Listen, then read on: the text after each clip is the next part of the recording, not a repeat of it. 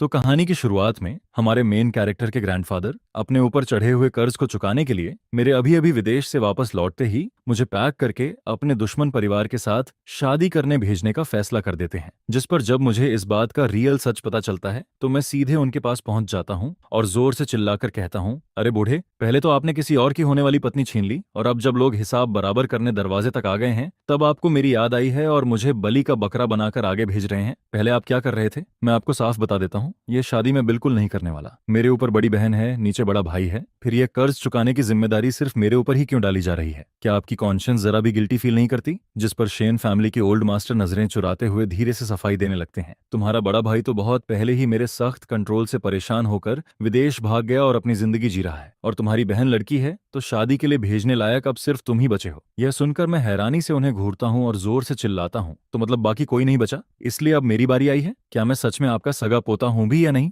बूढ़े, आखिर आपके दिमाग में चल क्या रहा है? आप इतनी जिद करके मुझे शादी के लिए क्यों भेज रहे हैं? कहीं इसके पीछे कोई छुपा हुआ खेल तो नहीं है? जिस पर मैं पूरी सावधानी के साथ उन्हें घूरता रहता हूँ। इसके बाद शेन ओल्ड मास्टर घबराकर हाथ हिलाने लगते हैं और कहते हैं, ऐसी कोई बात नहीं है। फिर वो आगे कहते हैं, अहंतान, तुम मेरे सगे पोते हो, क्या तुम्हारे ग्रैंडफादर तुम्हें धोखा देंगे? मैं तुम्हारी शादी किसी भी रैंडम औरत से थोड़ी करवाऊंगा। तुम्हारी शादी पेई फैमिली की बुई लाम से होगी। जिस पर मुझे ऐसा लगता है जैसे मेरे हाथ पैर ही सुन्न हो गए हों। मैं तुरंत चौंक कर कहता हूँ, क्या कहा? किससे शादी? बुई लाम का नाम सुनते ही ऐसा लगता है जैसे आसमान से बिजली सीधे मेरे ऊपर गिर गई हो। यह नाम सुनकर मैं अंदर से बाहर तक झुलस जाता हूँ। बाहर की दुनिया में बुई लाम बुई ग्रुप की असली मालिक मानी जाती है। लोग कहते हैं कि उसके तरीके बेहद खतरनाक हैं। शहर की आधी ताकत उसके हाथ में है और वह ऐसी यंग लेडी है जिसकी तरफ अनगिनत लोग सिर्फ ऊपर देखकर ही बात करने की हिम्मत करते हैं। लेकिन मेरे दिमाग में उसकी कोई शानदार इमेज नहीं आती, बल्कि मुझे एक डरावनी महिला की तस्वीर दिखाई देती है जो अंधेरे में खड़ी होकर मुझे घूरते हुए मुस्कुरा रही होती है। जिस पर मैं पागलों की तरह सिर हिलाने लगता हूँ और कहता हूँ, नहीं, बिल्कुल नहीं। बुई लाम तो पूरे शहर की फीमेल डेविल के नाम से फेमस है। क्या आप मुझे सीधा मौत के मुंह में भेज रहे हैं? मुझे कुछ नहीं सुनना। यह शादी मैं हरगिज नहीं करूंगा। अगर आपको बीवी लाम इतनी पसंद है तो आप खुद उससे शादी कर लीजिए। यह सुनकर शन ओल्ड मास्टर समझ जाते हैं कि मैं किसी भी हालत में मानने वाला नहीं हूँ। जिस पर वो अपना तुरुप का पत्ता निकालते हैं और कहते हैं, आंथन, पहले मेरी बात सुनो। अगर तुम बुई लाम से शादी कर लेते हो तो मैं तुम्हारा वह काम पूरा करवा दूंगा। जिस पर मैं तुरंत उनका धोखा भूल जाता हूँ और उत्सुकता से पूछता हूँ, कौन सा काम? लेकिन शेन ओल्ड मास्टर सिर्फ रहस्यमयी मुस्कान देते हैं और कुछ भी नहीं बताते। इसके बाद सीन सीधे बीवी फैमिली की तरफ शिफ्ट होता है, जहां लिविंग रूम के सोफे पर एक लंबी और बेहद खूबसूरत महिला बैठी होती है। उसकी आवाज में हल्की दूरी और ठंडापन साफ फील होता है। वह पूछती है, ग्रैंडफादर, आपने मुझे वापस बुलाया है, क्या कोई जरूरी बात है? जिस पर बीओआई ओल्ड मास्टर अपनी पोती को ध्यान से देखते हैं और धीरे से कहते हैं, मैंने तुम्हारे लिए एक शादी तय कर दी है। यह सुनते ही वह महिला तुरंत उठकर बाहर जाने लगती है। जिस पर हॉल के बीचों बीच ग्रैंडफादर की आवाज गूंजती है, बुईलम, क्या तुम सच में 72 साल की उम्र तक शादी का इंतजार करोगी? लेकिन ब्यूइलम बिना पीछे देखे ठंडी आवाज में जवाब देती है, मेरी शादी का फैसला करने का हक अभी आपको नहीं मिला है। वह मुश्किल से 2 कदम ही आगे बढ़ती है कि पीछे से फिर आवाज आती है, जिस लड़के से तुम्हारी शादी तय हुई है वह शेन फैमिली का पोता है। यह सुनते ही ब्यूइलम के कदम अचानक रुक जाते हैं और उसका दिल भी एक पल के लिए जोर से धड़क उठता है। क्या वह वही इंसान हो सकता है? उसकी प्रतिक्रिया देखकर ब्यूई ओल्ड मास्टर हल्का सा मुस्कुराते हैं, फिर आराम से चाय का घूंट लेते हुए कहते हैं, सही समझी, जिस इंसान को तुम इतने सालों से ढूंढ रही हो वह अभी भी जिंदा है।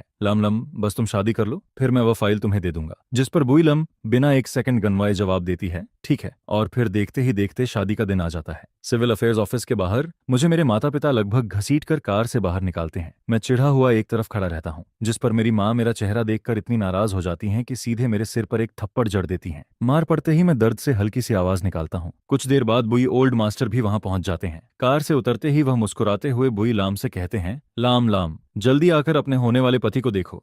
हमारा अनकत थान कितना हैंडसम है, तुम दोनों साथ में कितने अच्छे लगते हो। यह सुनकर बुई लाम हल्का सा भौहें सिकोड़ती है। वहीं दूसरी तरफ मैं भी सिर उठाकर पहली बार उसके चेहरे को ध्यान से देखता हूँ। सच कहूँ तो बाकी बातें छोड़ भी दी जाएं, बुई लाम वाकई बहुत खूबसूरत दिखती है, लेकिन मैं अच्छी तरह जानता हूँ कि कुछ लोग मैंडला फ्लावर की तरह होते हैं, जितने ज्यादा खूबसूरत दिखाई देते हैं उतने ही ज्यादा खतरनाक साबित होते हैं। जिस पर ब्यूई लाम मुझे देखकर थोड़ी हैरान नजर आती है। वह मन ही मन सोचती है, मुझे तो लगा था कि शादी शेन फैमिली के बड़े बेटे शेन तुआनथू से होगी, लेकिन यहाँ तो शेन थन निकला। ये सच में उम्मीद से बाहर है। उधर मैं उसके चेहरे पर कोई खुशी न देखकर अंदर ही अंदर खुश होने लगता हूँ। बहुत बढ़िया, तो ब्यूई लाम भी इस शादी से खुश नहीं है। जल्दी मना कर दो, बस एक बार इनकार कर दो, फिर हम दोनों आजाद हो जाएंगे। ये सोचते ही मेरा दिल खुशी से खिलने लगता है और मैं मौका देखकर वहां से भागने की तैयारी करने लगता हूँ।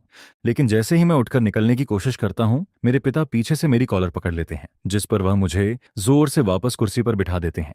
और फिर लगभग 10 मिनट बाद दो कट्टर दुश्मन सिविल अफेयर्स ऑफिस के अंदर बैठे हुए हाथों में लाल मैरिज सर्टिफिकेट पकड़े दिखाई देते हैं। चारों तरफ लोग बधाइयां दे रहे होते हैं, कोई हाथ मिला रहा होता है, कोई गले लग रहा होता है, लेकिन पूरे समय सिर्फ बुईलाम ही ऐसी होती है जिसके चेहरे पर गहरी सोच और हल्की नाराजगी बनी रहती है, जिस पर वह मन ही मन सोचती है, यह कैसे हो सकता है? शेनोल्ड मास्टर तो सबसे ज्यादा अहंतान को प्यार करते हैं, फिर उन्होंने उसे मुझसे शादी करने के लिए कैसे भेज दिया? यह तो सच में बहुत बड़ा दांव खेल दिया। उधर मैं जमीन पर बैठा अपना सिर पकड़ लेता हूँ और दुखी होकर सोचता रहता हूँ, रुको जरा, बुईलाम तो मुझे बिल्कुल पसंद नहीं करती थी।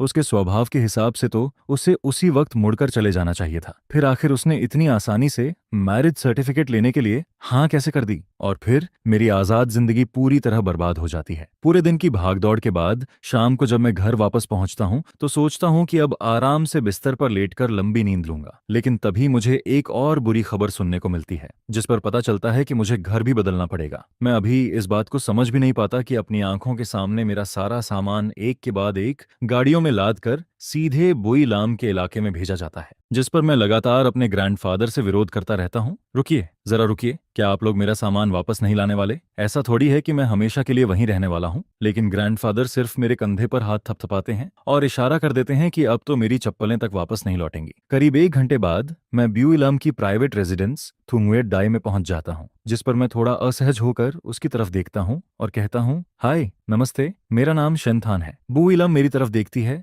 हल्की सी सांस छोड़ती है और सिर हिलाकर दिखाती है कि उसने मेरी बात सुन ली है। फिर वह अपनी हमेशा वाली ठंडी आवाज में कहती है, हेलो शेनथान, पहले मैं तुम्हें यहाँ के कुछ रूल्स बता देती हूँ। तीसरी मंजिल पर जाना बिल्कुल मना है। उसके अलावा बाकी सभी कमरे तुम अपनी मर्जी से चुन सकते हो। यह सुनते ही मैं तुरंत कमरा देखने निकल पड़ता हूँ, लेकिन कई कमरे घूमने के बाद भी मुझे कोई पसंद नहीं आता, जिस पर मैं दूसरी मंजिल पर खड़ा होकर नीचे मौजूद बुईलाम से जोर से शिकायत करने लगता हूँ, अरे बुईलाम, तुम्हारी यह जगह तो बहुत बेकार है। यहाँ एक ढंग का गेमिंग रूम तक नहीं है, ऐसे में मैं यहाँ रहूंगा कैसे? ये सुनकर बुईलाम गहरी सांस लेती है और दूरी बनाकर कहती है, रहना है तो रहो, नहीं रहना तो अभी चले जाओ। मुझे सबसे ज्यादा नफरत उन आदमियों से है जो हर चीज में कमी निकालते हैं। इतना कहकर वह मेरी प्रतिक्रिया देखने की भी जरूरत नहीं समझती और सीधे ऊपर चली जाती है, जिस पर मैं तुरंत गुस्से से भर जाता हूँ। फिर जल्दी से घर फोन लगाता हूँ ताकि ग्रैंडफादर से शिकायत कर सकूं। लेकिन जब कॉल लगती है तब पता चलता है कि कोई भी मेरा फोन उठाने को तैयार नहीं है। यह देखकर मैं दांत पीसते हुए मन ही मन कहता हूँ, बहुत बढ़िया, अब मुझे सब समझ आ गया है। ये पूरा का पूरा जाल था, सिर्फ गेमिंग रूम नहीं है, बस इतनी सी बात है ना? ठीक है, मैं यहीं रहूंगा। मुझे नहीं लगता बुईलाम मुझे घर से बाहर निकाल पाएगी। जिस पर मैं अपना सारा गुस्सा सूटकेस पर निकालता हूँ और उसे जोर से घसीटते हुए एक ऐसे कमरे में पहुंचता हूँ जहां रोशनी कम से कम ठीक ठाक होती है। फिर मैं वहीं अपना सामान जमा लेता हूँ। उधर ऊपर मौजूद बुईलाम सुनती है कि आखिरकार मैं शांत हो गया हूँ,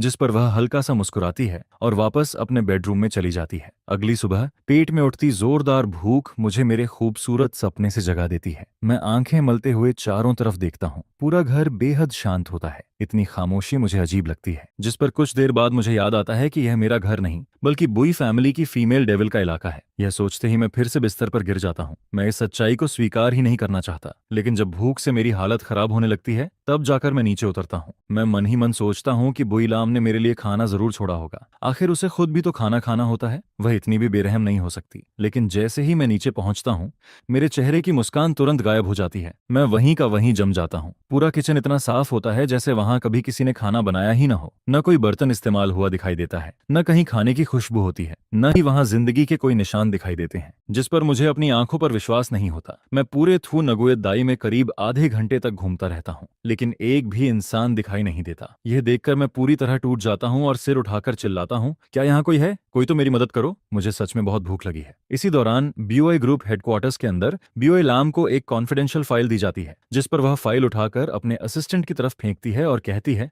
जाकर इन जानकारियों की ऑथेंटिसिटी वेरीफाई करो। असिस्टेंट फाइल की सामग्री देखता है और तुरंत समझ जाता है कि मामला क्या है। वह काम करने जाने ही वाला होता है कि तभी बुई फादर वहां पहुंच जाते हैं। वह सीधे मुद्दे पर आते हुए पूछते हैं, लैम लैम, कल रात तुम्हारी वेडिंग नाइट थी, शेनथान के साथ रहना कैसा रहा? यह सुनते ही असिस्टेंट का संतुलन बिगड़ जाता है। सीढ़ी से उतरते समय उसका पैर फिसल जाता है और जोरदार आवाज पूरे ऑफिस में गूंज जाती है, जिस पर सेक्रेटेरिएट डिपार्टमेंट के सभी कर्मचारी सिर उठाकर उसकी तरफ देखने लगते हैं। वहीं असिस्टेंट पूरी कोशिश करता है कि वह सामान्य दिखाई दे। फिर वह अपने बॉस की तरफ देखता है। बुई लाम अपने हमेशा शांत रहने वाले असिस्टेंट की हालत देखकर आंखें घुमाती है, जिस पर असिस्टेंट जल्दी से खुद को संभालता है और ऐसे निकल जाता है जैसे कुछ हुआ ही ना हो। इसके बाद बुई लाम अपने पिता की तरफ देखकर पूछती है, आप आखिर जानना क्या चाहते हैं? और फिर देखते ही देखते रात के 8 बज जाते हैं। पूरे दिन का काम खत्म करके ब्यूई लाम घर लौटने के लिए खड़ी होती है, लेकिन तभी उसे याद आता है कि अब घर में एक और इंसान भी मौजूद है, जिस पर वह वापस कुर्सी पर बैठ जाती है। असल में वह फिलहाल शेनथान का सामना नहीं करना चाहती, इसलिए वह सोचती है कि आज ऑफिस में ही सो जाएगी। तभी उसका पर्सनल असिस्टेंट दरवाजा खटखटाकर अंदर आता है और कहता है, चेयरमैन ओल्ड मास्टर ने फोन किया था, उन्होंने कहा है कि आपको घर वापस जाना चाहिए। यह सुनकर बुई लाम समझ जाती है कि जिस चीज का सामना करना ही है उससे हमेशा भागा नहीं जा सकता। उधर थू न्यूएत दाई में मैं खिड़की के बाहर ढलती शाम को देखता हूँ, जिस पर उत्सुक होकर खिड़की के पास चला जाता हूँ। सच कहूँ तो बुई लाम की पसंद कमाल की है। थू न्यूएत दाई का पूर्व हिस्सा शानदार सूर्योदय दिखाता है और पश्चिमी तरफ से पूरा आसमान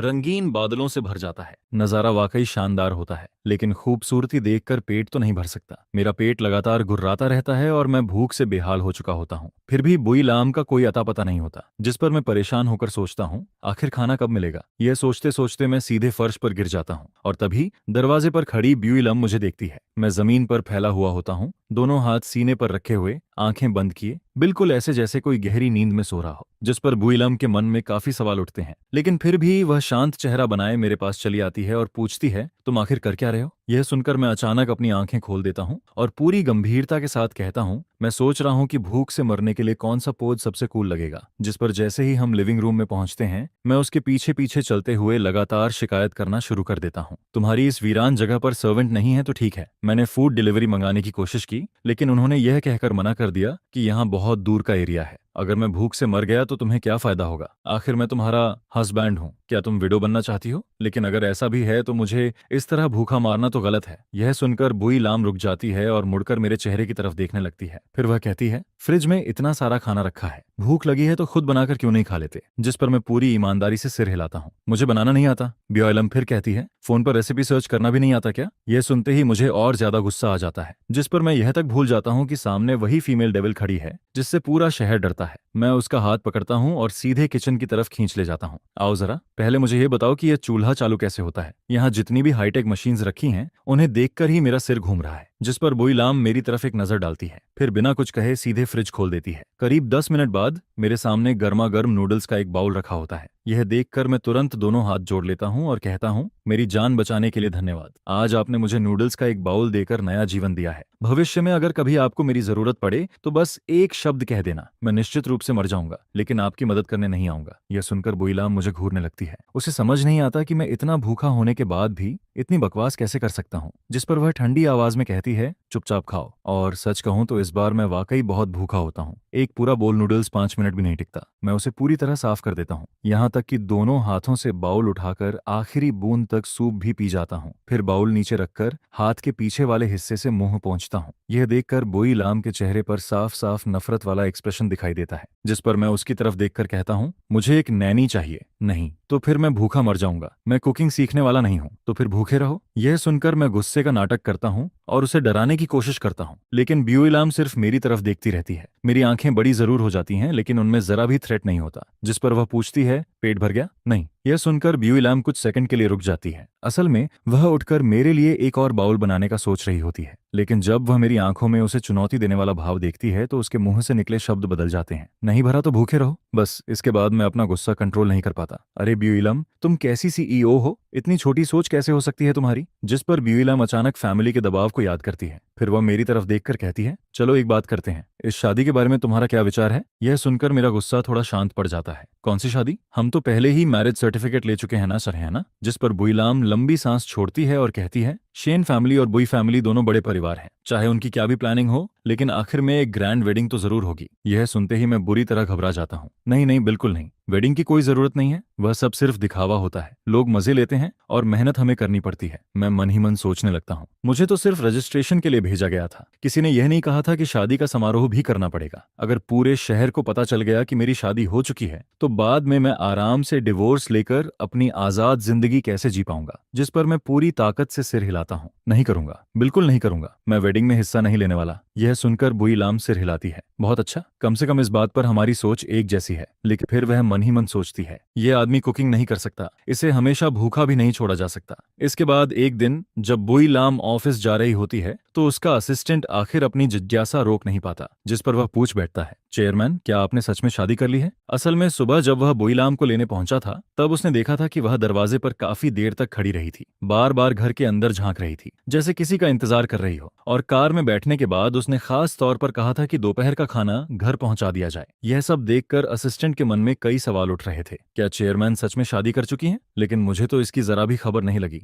जिस पर बुईलाम अपनी खूबसूरत पलकों को झुकाकर फोन की तरफ देखती रहती है। काफी देर बाद वह धीरे से एक शब्द बोलती है, हाँ। यह सुनते ही असिस्टेंट की आंखें फैल जाती हैं। चेयरमैन, आपने किस फैमिली में शादी की है? शेन फैमिली में? लेकिन शेन फैमिली और बोई फैमिली तो जन्म जन्म के दुश्मन है ना? यह खबर असिस्टेंट के लिए किसी बम से कम नहीं होती। फिर वह हिचकते हुए पूछता है, लेकिन चेयरमैन, क्या शेन फैमिली की बड़ी बेटी को पता है कि उसका छोटा भाई आपसे शादी कर चुका है? जिस पर बुईलाम कोई जवाब नहीं देती। सीन इसके बाद विदेश में मौजूद एक रिसर्च बेस की तरफ शिफ्ट होता है। वहां एक युवा महिला सफेद लैब कोट पहने हुए कांच की दीवार के बाहर खड़ी होती है। उसके पीछे कई रिसर्चर्स प्रोग्रेस रिपोर्ट दे रहे होते हैं। मास्क उसके चेहरे का आधा हिस्सा छिपा देता है, लेकिन उसकी ठंडी और शानदार प्रेजेंस फिर भी साफ महसूस होती है। तभी उसका फोन बज उठता है। शेन वैन फोन निकालकर कॉलर आईडी देखती है और तुरंत समझ जाती है कि कॉल उसके पुराने राइवल की है, जिस पर वह कॉल रिसीव करती है। हेलो, दूसरी तरफ से बुईलाम की आवाज आती है, मैंने शादी कर ली है। यह सुनते ही शेन फैमिली की यंग लेडी मजाकिया अंदाज में कहती है, रुको जरा, अगर तुम शादी कर रही हो तो मेरे ग्रैंडफादर भी जरूर कंपटीशन में उतर जाएंगे, फिर वह मुझे भी किसी से शादी करने के लिए मजबूर कर देंगे।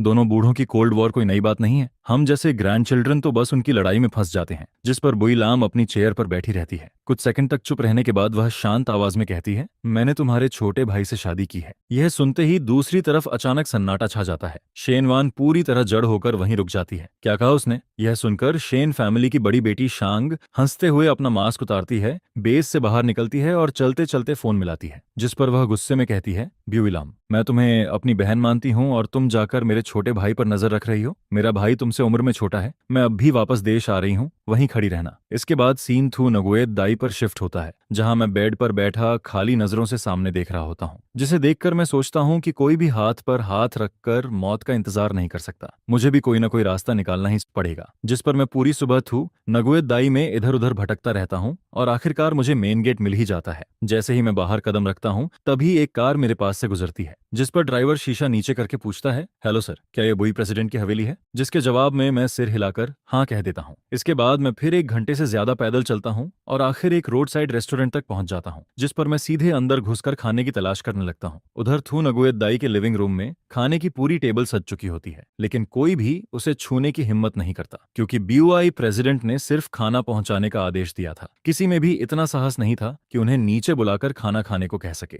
जिस पर सारे नौकर चाकर चुपचाप वहां से निकल जाते हैं और पूरी टेबल भर स्वादिष्ट खाना मेरे लिए छोड़ देते हैं, जिसे देखकर मैं जमकर खाना खाता हूं और पेट भर लेता हूं। इसके बाद मैं एक लंबी सी डकार लेता हूं, एक टैक्सी रोकता हूं और सीधे घर की तरफ निकल जाता हूं। घर पहुंचते ही मैं जोर से चिल्लाता हूं, दादाजी बाहर आइए, आज हम दोनों के बीच रिश्ता खत्म हो जाएगा। उधर शेन ओल्ड मास्टर आराम से चाय पी रहे होते हैं। तभी मेरी जोरदार आवाज सुनकर उनका पूरा शरीर कांप जाता है, जिस पर वह दादी की तरफ देखते हैं और दोनों तुरंत हाथ पकड़कर छिप जाते हैं। मैं गुस्से में चिल्लाता हूँ, सब लोग कहाँ हैं? क्या सब हवा हो गए? बाहर आओ। इसके बाद मैं सीधे लिविंग रूम में घुस जाता हूँ, लेकिन पूरा घर खाली नजर आता है। काफी देर इंतजार करने के बाद भी कोई बाहर नहीं आता, जिस पर मैं कहता हूँ, ठीक है, यह सब आप लोगों ने खुद चुना है। यह कहकर मैं दोनों हाथों से दादाजी का सबसे पसंदीदा पोर्सिलेन का फूलदान उठा लेता हूँ और उसे नीचे फेंकने ही वाला होता हूँ, जिसे देखकर दादाजी घबराकर बाहर निकल आते हैं। रुको मेरे प्यारे पोते, मैं आ गया हूँ। धीरे धीरे उसे नीचे रखो, पहले फूलदान वापस शेल्फ पर रख दो, जो कहना है आराम से कहो। उनकी नजर पूरे समय अपने फूलदान पर ही टिकी रहती है, जिस पर वह पूछते हैं, पोते तुम यहाँ कैसे आ गए? मैं फूलदान को बगल में दबाकर कहता हूँ, अगर मैं वापस नहीं आता तो शायद वहां भूख से मर जाता। यह सुनकर दादाजी भी ही कुछ पल के लिए चुप हो जाते हैं। इसके बाद मेरे दिमाग में बुई परिवार का वह आदमी आता है। उसे तो कम से कम खाना मिल जाता होगा। उसका भोला भाला स्वभाव उसके बड़े भाई से बिल्कुल अलग है। उसका बड़ा भाई शेन जुनशु शांत और स्थिर स्वभाव वाला इंसान है। वह किसी ठंडी धार वाले चाकू की तरह लगता है, कम बोलता है और हमेशा ठंडा रहता है। मुझे लगा था कि दोनों सगे भाई हैं तो कुछ न कुछ समानता जरूर होगी, लेकिन हकीकत में दोनों एक दूसरे के बिल्कुल उलट निकले। मुझे लगा था कि शादी करके परिवार की समस्या खत्म हो जाएगी और जिंदगी आराम से कटेगी, लेकिन वह इतना बचकाना निकला कि कई बार मेरा मन करता है उसका मुंह टेप से बंद कर दूं। उधर ब्यूई लम के चेहरे पर परेशानी देखकर उसका असिस्टेंट पूछता है, चेयरमैन, क्या आप नए प्रोजेक्ट को लेकर चिंतित हैं? जिस पर ब्यूई लम धीरे से अपना हाथ नीचे करती है और कहती है, पैसा पहले ही लगाया जा चुका है। टेंडर का समय आए तो टेंडर करो, जांच करनी हो तो जांच करो। 6 महीने बाद मैं रिजल्ट देखना चाहती हूँ। जी मैडम। इसके बाद दोपहर का काम खत्म होने पर ब्यूई लम जल्दी घर लौट आती है। जैसे ही वह दरवाजा खोलती है, उसे टेबल पर रखा ठंडा खाना दिखाई देता है, जिस पर साफ नजर आता है कि किसी ने उसे छुआ तक नहीं है। यह देखकर वह भौहें सिकोड़ लेती है और पहली बार मेरा पूरा नाम लेकर पुकारती है, शिनचैन, तुम कहाँ हो? अभी भी सो रहे हो क्या? लेकिन काफी देर तक कोई जवाब नहीं आता, जिस पर उसके दिल में एक अजीब सी बेचैनी उठने लगती है। कहीं वह सच में भूख से तो नहीं मर गया? यह सोचकर ब्यूई लम जल्दी से ऊपर भागती है और मेरे बेडरूम का दरवाजा खोल देती है, लेकिन अंदर सिर्फ बिखरा हुआ कमरा दिखाई देता है। मेरी आवाज कहीं सुनाई नहीं देती। उधर मैं नहाकर बाहर निकलता हूँ, तभी मेरा फोन बज उठता है। स्क्रीन पर एक अनजान नंबर दिखाई देता है। मैं फोन उठाकर कहता हूँ, हेलो, कौन? जिस पर दूसरी तरफ से एक ठंडी आवाज सुनाई देती है, तुम अभी कहाँ हो? मैं शक भरी नजरों से स्क्रीन को देखता हूँ और पूछता हूँ, तुम बुईलाम हो? रात के 8 बजे बुईलाम मेरे माता पिता के घर पहुंच जाती है। उस समय मैं नाइट सूट पहने बैठा होता हूँ। मेरे बाल भी अभी तक पूरी तरह सूखे नहीं होते। जैसे ही मैं उसे देखता हूँ, नाराज होकर कहता हूँ, तुम यहाँ क्या करने आई हो? हालांकि थू नगुए दाई में मैं उसके सामने ज्यादा कुछ कहने की हिम्मत नहीं करता था, लेकिन अपने घर में आते ही मेरा आत्मविश्वास वापस आ जाता है। जिस पर मेरी माँ मेरा हाथ पकड़कर कहती हैं, ए चैन, तुम लमलम से ऐसे बात कैसे कर सकते हो? वह तुम्हें लेने ही तो आई है। मैं होंठ सिकोड़कर कहता हूँ, मुझे लेने, ताकि फिर से मुझे भूखा छोड़ दे। यह सुनकर बुईलम शर्म से सिर झुका लेती है। उसके गाल हल्के लाल हो जाते हैं, जिस पर वह धीरे से कहती है, माफ कीजिए, कल सच में मेरी गलती थी, मुझसे चूक हो गई थी। इसके बाद शेन ओल्ड मास्टर भी समझाने लगते हैं। पति पत्नी शुरुआत में अजनबी ही होते हैं, धीरे धीरे एक दूसरे को समझते हैं और फिर रिश्ता मजबूत होता है। जब मैंने तुम्हारी दादी से शादी की थी, तब भी हम एक दूसरे को नहीं जानते थे। शादी को समय देकर संभालना पड़ता है। जिस पर मैं तुरंत उनकी बात काट देता हूँ, दादाजी रहने दीजिए, जब आपने दादी से शादी की थी तब मामला अलग था। आपने तो उन्हें 3 साल तक डेट किया था। अब यहाँ खड़े होकर गलत उदाहरण मत दीजिए। यह सुनकर पूरा कमरा एकदम शांत हो जाता है। मैं आगे कहता हूँ, और आप दोनों ने तो अपने सबसे प्यारे पोते को सीधे किसी और के घर भेज दिया। जिस पर ब्यूईलाम चुपचाप मेरी तरफ देखने लगती है। उधर माँ मुझे एक जोरदार चिकोटी काटती हैं, तब जाकर मैं अपना मुंह बंद करता हूँ। इसके बाद ब्यूईलाम नीचे बैठकर दादाजी और माँ से बातें करती रहती है, जबकि मुझे पिता ऊपर ले जाकर लंबा लेक्चर देना शुरू कर देते हैं। असल में मैं नीचे वापस जाना चाहता था, लेकिन शेन ओल्ड मास्टर फिर मेरे पास आ जाते हैं। वह मेरा हाथ पकड़कर धीरे धीरे कुछ फुसफुसाते रहते हैं और करीब आधा घंटा मुझे रोके रखते हैं। जिस पर वह कहते हैं, मैंने वादा किया था ना, 3 साल बाद तुम्हारा तलाक हो जाएगा। अगर उस समय मैंने तुम्हें तलाक लेने से रोका तो तुम्हारी दादी के सामने मेरा सीक्रेट फंड उजागर कर देना। मैं शक भरी नजरों से उन्हें देखता हूँ, लेकिन दादाजी, आपको आखिर गुस्सा किस बात का है? अगर किसी को गुस्सा होना चाहिए तो बीओआई ओल्ड मास्टर को होना चाहिए। जिस पर दादाजी रहस्यमयी मुस्कान के साथ मेरी तरफ देखते रहते हैं। शेन ओल्ड मास्टर मेरी आंखों में आंखें डालकर पूरी गंभीरता से कहते हैं, बस तू मेरे लिए यह गुस्सा निकाल दे। अगर ऐसा कर दिया तो मैं तुझे 2 साल में ही तलाक दिलवा दूंगा। जिस पर मैं तुरंत कहता हूँ, डील पक्की। इसके बाद आधी रात को पूरा परिवार मुझे ऐसे घूरता है जैसे मैं कोई कैदी हूँ। फिर सब मिलकर मुझे बुईलाम की कार में बैठा देते हैं। रास्ते में एक कन्वीनियंस स्टोर दिखाई देता है, जिसे देखकर मेरा मन स्नैक्स और इंस्टेंट नूडल्स खरीदने का करने लगता है। जिस पर मैं कहता हूँ, ब्यूईलाम, मैंने आज रात अभी तक कुछ नहीं खाया है। सोच रहा था घर जाकर आराम से लेट नाइट खाना खाऊंगा, लेकिन तुम तो मुझे सीधे उठा लाई। लेकिन ब्यूईलाम ऐसे बर्ताव करती है जैसे उसने कुछ सुना ही न हो और सीधे थ्रू न्यू एड डे पहुंच जाती है। जिस पर मैं भी उससे बहस करने का मन छोड़ देता हूँ। घर पहुंचकर मैं सीधे अंदर चला जाता हूँ। जैसे ही दरवाजा खोलता हूँ, लिविंग रूम में खाने से भरी पूरी टेबल दिखाई देती है। यह देखकर मुझे एहसास होता है कि शायद मैंने दिन में ब्यूईलाम को गलत समझ लिया था। वह मुझे भूखा मारना नहीं चाहती थी। जिस पर मैं चोरी चोरी उसकी तरफ देखता हूँ और जल्दी से कहता हूँ, सॉरी बुईलाम, मुझे नहीं लगा था कि मामला ऐसा होगा। मेरी अचानक माफी सुनकर उसके बोलने का अंदाज भी पहले से काफी नरम हो जाता है। जिस पर वह कहती है, इधर आओ, मैं तुम्हें गैस जलाना सिखाती हूँ। मैं तुरंत सिर हिलाकर मना कर देता हूँ। एक सज्जन आदमी हमेशा किचन से दूर रहता है। लड़कों का किचन में जाना अच्छी बात नहीं मानी जाती। तुम्हें पता नहीं है क्या? यह सुनकर ब्यूइलम मन ही मन परेशान हो जाती है। आखिर यह आदमी बिना पूछे उसकी दुनिया में घुस आया था, लेकिन फिलहाल वह उसे बाहर भी नहीं निकाल सकती थी, क्योंकि अभी घर के बुजुर्गों से खुलकर टकराने का समय नहीं आया था। जिस पर वह गहरी सांस लेकर कहती है, जब तक मैं यहाँ हूँ तुम्हें जिंदगी भर किचन में जाने की जरूरत नहीं पड़ेगी। मैं तुम्हें सिखा सकती हूँ, लेकिन खुद बनाऊंगी नहीं तो नहीं बनाऊंगी। मैं फिर भी जिद में सिर हिलाता रहता हूँ। मन ही मन में सोच रहा होता हूँ, ब्यूइलाम, अगर हिम्मत है तो मुझे मार कर दिखाओ। इसके बाद मैं आराम से डाइनिंग रूम में जाकर बैठ जाता हूँ। टेबल पर रखा दोपहर का खाना देखकर मैं तुरंत खाने में लग जाता हूँ और बड़े मजे से चबाने लगता हूँ। खाते खाते मैं फिर बोलना शुरू कर देता हूँ, ब्यूइलम, ये मत समझना कि मुझे नहीं पता तुम मेरे बड़े भाई को पसंद करती हो। जिस पर मैं गर्व से सीना फुलाकर कहता हूँ,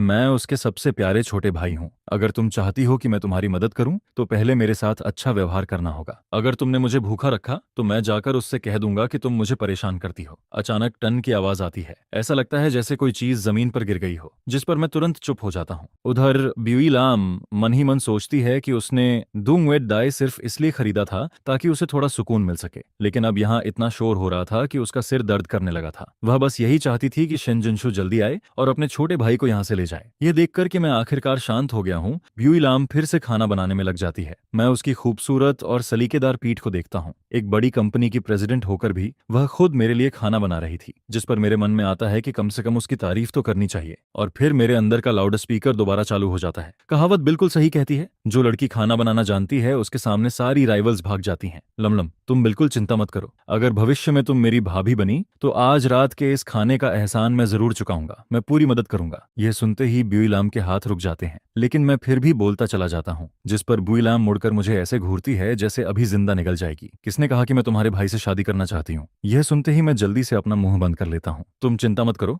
मैं किसी को एक शब्द भी नहीं बताऊंगा, मैं कसम खाता हूँ। जिस पर ब्यूइलाम बेबस होकर फिर से खाना बनाने लगती है। कुछ देर बाद जब खाना तैयार होकर टेबल पर आ जाता है तो वह मुझे बड़े बड़े निवाले खाते हुए देखती है। मैं इतना भूखा था कि गर्म खाने की परवाह भी नहीं कर रहा था।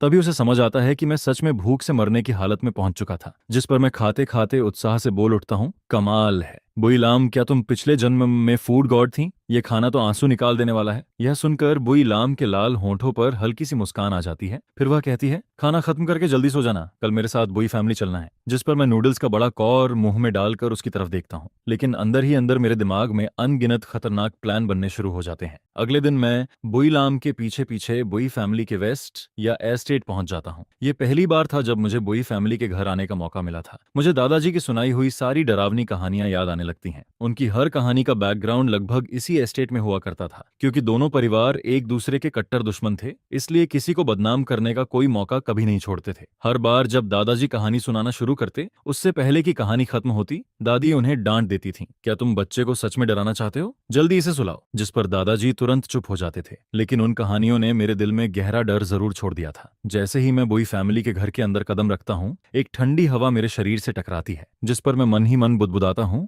लगता है दादाजी ने झूठ नहीं बोला था, यहाँ तो सच में हड्डियां जम जाएं। उधर ब्यूइलाम मुझे फिर से अपनी सोच में खोया हुआ देखकर हल्की मुस्कान देती है, लेकिन अगले ही पल जानबूझकर सख्त आवाज में कहती है, क्या कर रहे हो, जल्दी अंदर आओ। जिस पर मैं तुरंत ओह कहता हूँ और भागते हुए उसके पीछे चल पड़ता हूँ। जैसे ही हम लिविंग रूम में पहुंचते हैं, ब्यूआई ओल्ड मास्टर सबसे ज्यादा खुश नजर आते हैं। वह उत्साह से हाथ हिलाते हुए कहते हैं, आचन आ गया, जल्दी इधर आओ, मेरे पास बैठो। यह देखकर मुझे महसूस होता है कि मैं आखिरकार दुश्मन के मुख्यालय में घुस चुका हूँ। ब्यूआई ओल्ड मास्टर से मेरी पहले भी कई बार मुलाकात हो चुकी थी। जब भी वह मेरे दादाजी से झगड़ते थे, दोनों बूढ़े बिल्कुल बच्चों की तरह लड़ते दिखाई देते थे। उनके पास एक खूबसूरत और शालीन महिला बैठी होती है, जिसे देखकर मैं अंदाजा लगा लेता हूँ कि वह ब्यूइलम की माँ होंगी। इसके बाद ब्यूई ओल्ड मास्टर मुस्कुराकर पूछते हैं, आचिन, इन 2 दिनों में ब्यूइलम के साथ रहकर कैसा लग रहा है? जिस पर मैं अचानक होश में आता हूँ और जवाब देता हूँ, बस मैं ठीक ठाक ही है। 3 दिन में 9 बार खाना मिले या न मिले, कुछ ऐसा ही हाल है। यह सुनते ही ब्यूइलम मुझे ऐसी नजरों से घूरती है कि जैसे अभी जला देगी, लेकिन मैं भी पीछे नहीं हटता और भौहें उठाकर उसे चिढ़ाने लगता हूँ। यह देखकर पूरे परिवार की नजरें हमारी तरफ घूम जाती हैं। जिस पर ब्यूइलम तुरंत सफाई देती है, काम बहुत ज्यादा था इसलिए मैं इनका ठीक से ध्यान नहीं रख पाई। तभी बीबी मैडम भी बात आगे बढ़ाती हैं, जिस पर ब्यूई मैडम मुस्कुराते हुए कहती हैं, तो फिर ब्यूइलम और अहचन यहीं आकर रहने लगो। यह सुनते ही मैं विजयी मुस्कान के साथ ब्यूइलम की तरफ देखता हूँ। मन ही मन में सोच रहा होता हूँ, अब मजा आएगा। मुझे नौकर रखने से मना करने का यही नतीजा है। इस बार मैंने तुम्हें फंसा ही दिया। अब तुम्हें हमेशा मायके में रहना पड़ेगा। लेकिन बुईलम मेरे भोले चेहरे को देखकर बिल्कुल शांत रहती है, जिस पर वह आराम से जवाब देती है, ठीक है, फिर आप लोग हमारे लिए एक कमरा तैयार करवा दीजिए। आज रात हम यहीं रुकेंगे। यह सुनते ही मैं पूरे 5 सेकंड के लिए पत्थर बन जाता हूँ। मैं तो चाहता था कि उसे यहाँ रुकने में असहज महसूस हो, लेकिन उल्टा तीर मेरे ही ऊपर आकर लग गया, जिस पर मुझे एहसास होता है कि मैंने खुद ही अपने लिए गड्ढा खोद लिया है। रात काफी हो चुकी होती है। बेडरूम में ब्यूई लम सोफे पर बैठी होती है और मैं बेड के कोने पर बैठा उसे देख रहा होता हूँ। उधर ब्यूई लम भी मन ही मन पछता रही होती है। आखिर मैंने शाम को यहाँ रुकने के लिए हाँ क्यों कर दी? अब पछताने से भी क्या फायदा? कुछ देर तक कमरे में अजीब सी खामोशी छाई रहती है, जिस पर मैं अचानक पूछ बैठता हूँ, आधी रात फोन में क्या देख रही हो? क्या पूरी रात वहीं बैठी रहने का इरादा है? ब्यूई लम हल्के से सिर उठाकर मुझे घूरती है, जिस पर मैं तुरंत नजरें फेर लेता हूँ। न जाने क्यों उस महिला की आंखों से मेरी हमेशा हवा निकल जाती थी। तभी वह शांत आवाज में कहती है, कम से कम यहाँ रहने से तुम्हें भूखे मरने की नौबत तो नहीं आएगी। ये सुनकर मैं तुरंत चुप हो जाता हूँ, क्योंकि इस बार गलती मेरी भी थी। कुछ मिनट और गुजरते हैं, फिर अचानक मेरे दिमाग में एक शानदार आइडिया आता है, जिस पर मैं उत्साहित होकर कहता हूँ, ए बुईलम, चलो भाग चलते हैं। मुझे दीवार फांदना आता है, अगर तुम्हें नहीं आता तो मैं सिखा दूंगा। आज रात हम दोनों चुपके से यहाँ से निकल जाते हैं और सुबह होने से पहले वापस आ जाएंगे। कैसा रहेगा? यह कहते हुए मैं जोर से अपनी जांघ पर हाथ मारता हूँ। मुझे अपना प्लान इतना महान लगता है कि मैं खुद ही अपनी तारीफ करने लगता हूँ। मेरे हिसाब से बाहर निकलने के बाद हम दोनों अपनी अपनी राह पकड़ लेंगे और सुबह गेट पर मिल जाएंगे। लेकिन ब्यूई लम मुझे ऐसे देखती है जैसे मैं किसी दूसरे ग्रह से आया हूँ। हालांकि वह खुद को बार बार समझाती रहती है, यह मेरे सबसे अच्छे दोस्त का छोटा भाई है। तभी दरवाजे पर दस्तक सुनाई देती है। Knock knock. बाहर से बटलर की आवाज आती है। यंग मिस, ओल्ड मास्टर आपको बुला रहे हैं। यह सुनकर ब्यूई लम मेरी तरफ देखती है और पूछती है, चलना चाहते हो? मैं स्प्रिंग की तरह उछलकर खड़ा हो जाता हूँ। सच में जा सकता हूँ? लेकिन अगले ही पल ब्यूई लम ठंडी हंसी हंसती है। नहीं। मेरा चेहरा तुरंत उतर जाता है, जिसे देखकर ब्यूई लम काफी खुश नजर आती है और कमरे से बाहर चली जाती है। उधर बटलर उसके होंठों पर मुस्कान देखकर मन ही मन सोचता है, लगता है यंग मिस और यंग मास्टर के बीच काफी अच्छी प्रोग्रेस हो रही है। इसके बाद ब्यूई लम सीधे ब्यूई ओल्ड मास्टर के स्टडी रूम में पहुंचती है। अंदर पहुंचते ही उसके चेहरे की सारी मुस्कान गायब हो जाती है और वह फिर से अपनी ठंडी सी ईओ वाली पर्सनैलिटी में लौट आती है, जिस पर वह पूछती है, आपने मुझे बुलाया था? ब्यूई ओल्ड मास्टर गंभीर आवाज में कहते हैं, तुमने जानबूझकर अचेन को भूखा रखा था, है ना? उन्हें लगता है कि उनकी पोती इस शादी से खुश नहीं है और इसी वजह से मुझे परेशान कर रही है। जिस पर ब्यूई लम बिना किसी झिझक के जवाब देती है, बिल्कुल, अगर आपने मुझे मजबूर करके उससे शादी करवाई है तो आपको यह भी स्वीकार करना होगा कि मैं उसे तंग करूंगी। थू न्यूएट दाई में मैं उसके लिए कोई नौकर नहीं रखूंगी। अगर वह भूखा रहेगा तो आखिरकार आप लोग ही हार मानकर उसे वापस ले जाएंगे। यह सुनकर ब्यूई ओल्ड मास्टर का चेहरा और गंभीर हो जाता है। चेन तुम्हारा पति है। लेकिन ब्यूई की लम को बिल्कुल डर नहीं लगता। वह सीधा उनकी आंखों में देखकर कहती है, वो शादी के लिए मुझे मजबूर किया गया था। यह कहकर वह मुड़ने लगती है। तभी पीछे से आवाज आती है, रुको, जिस पर ब्यूई ओल्ड मास्टर उसे दोबारा बैठने के लिए कहते हैं। पूरी बातचीत मुश्किल से 10 मिनट चलती है, लेकिन उन 10 मिनटों में ब्यूई लम अपनी मनचाही चीज हासिल कर लेती है। उसे दादाजी से एक वादा भी मिल जाता है, 2 साल। अगर 2 साल बाद भी तुम और आचन एक दूसरे के करीब नहीं आ पाए तो तुम दोनों तलाक ले सकते हो, लेकिन इन 2 सालों के दौरान तुम्हें घर में रहना होगा, रात बाहर नहीं बितानी होगी और किसी दूसरे आदमी के साथ कोई संदिग्ध रिश्ता भी नहीं रखना होगा। मैं नहीं चाहता कि दोनों परिवारों की बदनामी हो। यह सुनकर ब्यूई लम पीछे मुड़ती है। उसके होंठों पर हल्की सी व्यंग्य भरी मुस्कान आ जाती है, जिस पर वह कहती है, तो फिर बाकी आधे डॉक्यूमेंट्स भी जल्दी मुझे दे दीजिए। इसके बाद वह वापस अपने कमरे की तरफ लौट आती है, लेकिन दरवाजा खोलते ही वह रुक जाती है। कमरा पूरी तरह खाली होता है, जिस पर वह भौहें से कोड़ लेती है। शेंजन कहाँ गया? कहीं वह सच में दीवार फांदकर भाग तो नहीं गया? करीब आधे घंटे बाद दरवाजा दोबारा खुलता है। मैं धूल मिट्टी से लथपथ और मुंह लटकाए अंदर घुसता हूँ, जिसे देखकर ब्यूई लम को बिल्कुल हैरानी नहीं होती। वह पहले से ही सोफे पर बैठ फाइल पढ़ रही होती है, जिस पर वह बिना सिर उठाए पूछती है, दीवार फांदने का मिशन फेल हो गया? मैं बेड के किनारे धम्म से बैठ जाता हूँ और दुखी चेहरे के साथ उसकी तरफ देखता हूँ। तुम लोगों ने घर में कोई खजाना छिपा रखा है क्या? 24 घंटे गार्ड गश्त कर रहे हैं, और गश्त करना ही काफी नहीं था क्या? दीवारों पर इलेक्ट्रिक फेंस लगाने की क्या जरूरत थी? आखिर यह चोरों को रोकने के लिए है या मुझे रोकने के लिए? यह सुनकर ब्यूई लम बिल्कुल शांति से जवाब देती है, दोनों के लिए। इसके बाद वह खड़ी होती है और मेरे कपड़ों पर लगी धूल को देखती है, जिससे साफ पता चल रहा था कि मैं सच में भागने की पूरी कोशिश करके आया हूँ। जिस पर वह कहती है, अब आराम करो, मैं स्टडी रूम जा रही हूँ। उधर स्टडी रूम में पहुंचकर ब्यूई लम एक इन्वेस्टिगेशन रिपोर्ट खोलती है। जैसे जैसे वह उसे पढ़ती है, उसकी भौहें सिकुड़ती जाती हैं। उसके मन में सिर्फ एक सवाल घूम रहा होता है, शेनजुनशु आखिर गया कहाँ? क्या वह अभी भी जिंदा है या फिर मर चुका है? अगली सुबह जब मेरी आंख खुलती है तो मैं बगल वाले हिस्से की तरफ देखता हूँ। वहां किसी के सोने का कोई निशान नहीं होता, जिस पर मैं राहत की लंबी सांस छोड़ता हूँ। लेकिन अगले ही पल सोचता हूँ कि ऐसा होना तो बिल्कुल स्वाभाविक ही था। वो फीमेल डेविल हेड तो पहले से ही किसी और को पसंद करती है, फिर ऐसा कैसे हो सकता है कि वो आधी रात को वापस आकर मेरे साथ सोने के लिए ढूंढने लगे। जैसे ही मैं बेडरूम से बाहर निकलता हूँ तभी मैं देखता हूँ कि बुई ओल्ड मैडम फूलों को पानी दे रही होती हैं, जिस पर मैं तुरंत भागकर उनके पास पहुंच जाता हूं और कहता हूं, दादी मुझे दीजिए, मैं आपकी मदद कर देता हूं। जिस पर बुई ओल्ड मैडम जब देखती हैं कि उनका प्यारा ग्रैंडसन इन लॉ जाग चुका है, तब उनके चेहरे की मुस्कान और भी ज्यादा चमकने लगती है। वह बिना कुछ सोचे वाटरिंग कैन सीधे मेरे हाथ में दे देती हैं, जिसके बाद मैं पौधों को ऐसे पानी देने लगता हूं जैसे किसी पर पानी उड़ेला जा रहा हो। पूरा का पूरा पानी एक ही बार में जाकर गमले में गिर जाता है। अनथान, मत करो, वो पौधा तुम्हारे दादाजी बड़ी मुश्किल से अफ्रीका से लेकर आए थे। जिस पर मैं हैरानी से पूछता हूँ, दादी क्या हुआ, आपने क्या कहा? इस समय तक मेरे कपड़े भी पानी से पूरी तरह भीग चुके होते हैं। असल में ब्यूआई ओल्ड मास्टर उस लकी कैक्टस को बहुत ज्यादा पसंद करते हैं। उस पौधे की देखभाल भी वह हमेशा अपने हाथों से बड़े ध्यान से करते हैं और हर छोटी गलती से बचने की कोशिश करते रहते हैं। जिस पर ब्यूआई ओल्ड मैडम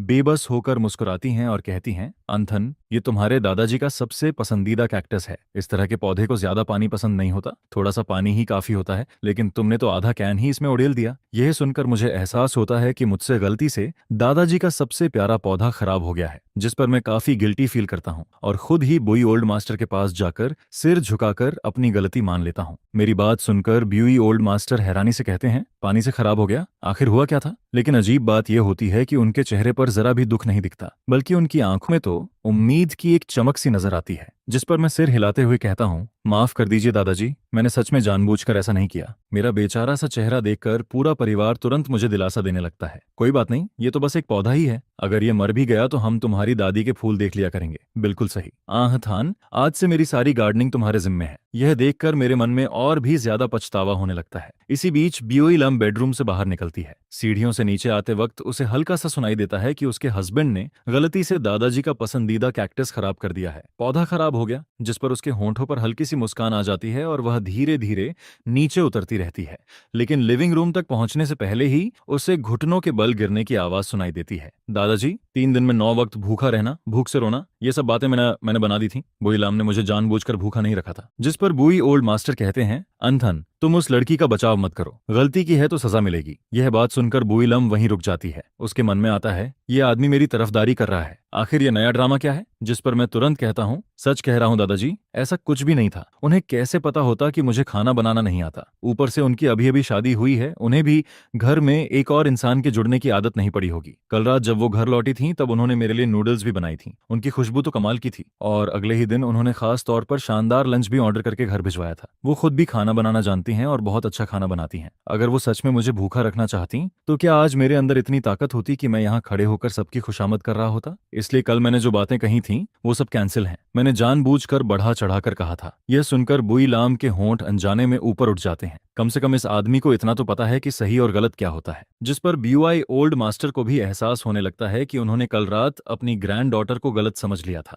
आखिर उस लड़की ने एक शब्द तक सफाई नहीं दी थी और सीधे सारी गलती अपने से ले ली थी। यह सोचकर उन्हें अंदर ही अंदर गुस्सा भी आने लगता है। मैं जब उनका चेहरा देखता हूं तो समझ नहीं पाता कि वो क्या सोच रहे हैं। जिस पर मैं हिचकिचाते हुए पूछता हूं, दादाजी, तो क्या आज हम दोनों घर वापस जा सकते हैं? उसी समय ब्यूई लम भी सामने आ जाती है और साफ आवाज में कहती है, ब्रेकफास्ट के बाद हम निकल जाएंगे। जिस पर ब्यूआई ओल्ड मास्टर का चेहरा तुरंत उतर जाता है। कहाँ जाओगे? ब्यूई लम मेरी तरफ देखकर कहती है, इसके घर। इसके बाद हम ब्यूई फैमिली मैंशन से निकलकर सीधे मेरे घर पहुंच जाते हैं। दादाजी, दादी, मॉम डैड, आपका प्यारा बेटा वापस आ गया। मेरे ग्रैंडफादर को पहले ही खबर मिल चुकी होती है कि मैंने बुई फैमिली का सबसे प्यारा कैक्टस पानी में डुबो दिया है, जिस पर वह जोर जोर से हंसते हुए ताली बजाते हैं। वाह मेरे शेर, मेरे असली पोते, मुझे पहले से पता था कि बुई फैमिली को परेशान करने की जिम्मेदारी तुम्हें देना बिल्कुल सही फैसला था। तुमने अपने दादाजी को निराश नहीं किया। जिस पर मैं मुंह लटकाकर कहता हूँ, लेकिन मैंने जानबूझकर नहीं किया था। कोई बात नहीं, मैं तुम्हें अच्छी तरह समझता हूँ। यह देखकर बुई लाम 2 दादाओं की ये हरकतें देखती रहती है। उसके सामने ही उसका ग्रैंडफादर मजाक का विषय बन रहा होता है, लेकिन उसे जरा भी गुस्सा नहीं आता, बल्कि मेरा पछतावे वाला चेहरा देखकर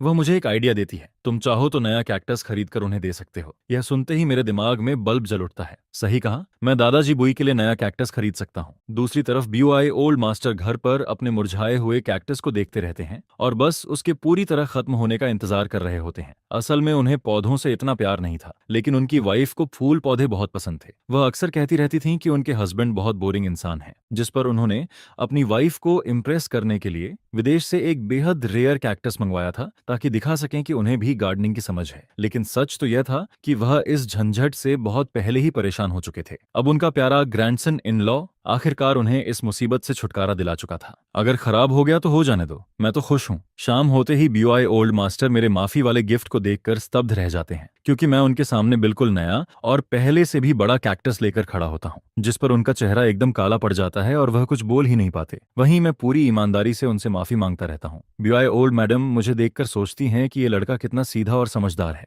BUI सर भी मेरी तारीफ करते नहीं थकते, और केवल ब्यूई लाम ही बगल में खड़ी शरारती मुस्कान के साथ यह सब देखती रहती है, जिस पर BUI ओल्ड मैडम धीरे से अपने हस्बैंड को कोहनी मारती हैं और उन्हें याद दिलाती हैं कि अब बच्चों की भी थोड़ी तारीफ कर दी जाए। ओल्ड मास्टर BUI, अब तो इसे ले लीजिए, देखिए आंथन और लाम लाम ने खास आपके लिए ये नया पौधा खरीदा है। जिस पर बुआई ओल्ड मास्टर का चेहरा ऐसा हो जाता है जैसे किसी मातम में बैठे हों। उनकी नजरें सीधे अपनी सगी पोती ब्यूआई लाम की तरफ गोली की तरह जा लगती हैं। उनके मन में तुरंत ख्याल आता है, पक्का इस लड़की ने जानबूझकर किया है। पूरे घर में सिर्फ यही एक इंसान है जिसे पता है कि मुझे पौधे पालना कितना नापसंद है। उस वक्त जब मैंने वो कैक्टस खरीदा था तब भी इसी ने मुझे उकसाया था, और अब फिर से यही अनथान को नया कैक्टस खरीदकर देने की सलाह दे रही है। 100% इसी लड़की की चाल है। जिस पर बुई लाम के होंठों पर बनी मुस्कान और भी गहरी हो जाती है। दादाजी की घूरती हुई नजरों से वह बिल्कुल नहीं घबराती, बल्कि चुपचाप सब मान भी लेती है। आखिरकार बुई ओल्ड मास्टर मजबूरी में अपने ग्रैंडसन इन लॉ का दिया हुआ कैक्टस स्वीकार कर लेते हैं और फिर से शुरुआत से पौधों की सेवा करने वाली जिंदगी में लौट जाते हैं।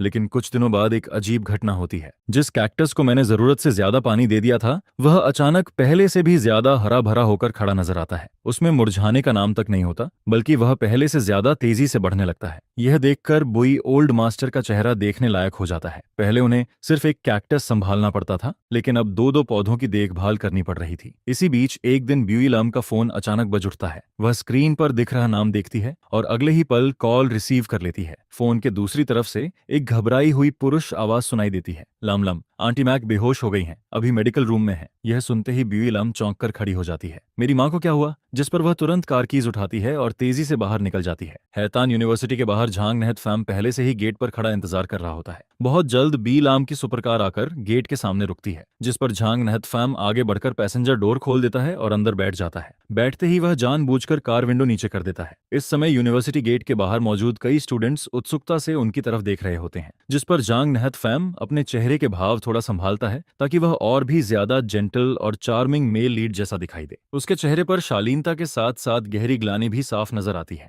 असल में डीन मार्क पिछले काफी समय से बहुत बिजी थीं, जिसकी वजह से उनकी रिसर्च प्रोजेक्ट की प्रोग्रेस काफी समय से रुकी हुई थी। आज ही नई केमिकल्स की शिपमेंट पहुंची थी, जिस पर डीन मार्क और झांग नहत फैम अगली रिसर्च स्टेज की तैयारी के लिए लैब में पहुंचे थे। असल में वो काम झांग नहत फैम को करना था, लेकिन डीन मैक ने उसे कुछ डॉक्यूमेंट्स लाने के लिए भेज दिया था, जिसकी वजह से उसे बिल्कुल अंदाजा नहीं था कि उनके पीछे डीन मैक लैब में बेहोश हो जाएंगी। बीलाम की माँ इस समय है तन्हा यूनिवर्सिटी के एक ब्रांच इंस्टीट्यूट की डीन थी। वहीं जांग नहत फैम उनका सबसे पसंदीदा स्टूडेंट था। ग्रेजुएशन के बाद भी उसे यूनिवर्सिटी में रोक लिया गया था ताकि वह रिसर्च प्रोजेक्ट्स में उनकी मदद करता रहे। मेडिकल रूम पहुंचने पर वे देखते हैं कि डीन मैक के आसपास कोई नहीं है, लेकिन उन्हें पहले ही ड्रिप लगा दी गई होती है। लाम लाम, तुम यहाँ कैसे आ गई? जिस पर डीन मैक अपनी बेटी को देखकर हैरान हो जाती हैं। फिर उनकी नजर पीछे खड़े जांग नहट फार्म पर पड़ती है। नट फार्म, क्या तुमने लाम लाम को फोन किया था? जिसके जवाब में जांग नहट फार्म तुरंत कहता है, आंटी मैक, मुझे माफ कर दीजिए, जब आप बेहोश हुई थीं तब मैं बहुत घबरा गया था, इसलिए मैंने लाम लाम को फोन कर दिया। जिस पर बुई लाम जल्दी से एक चेयर खींचकर बेड के पास बैठ जाती है। माँ,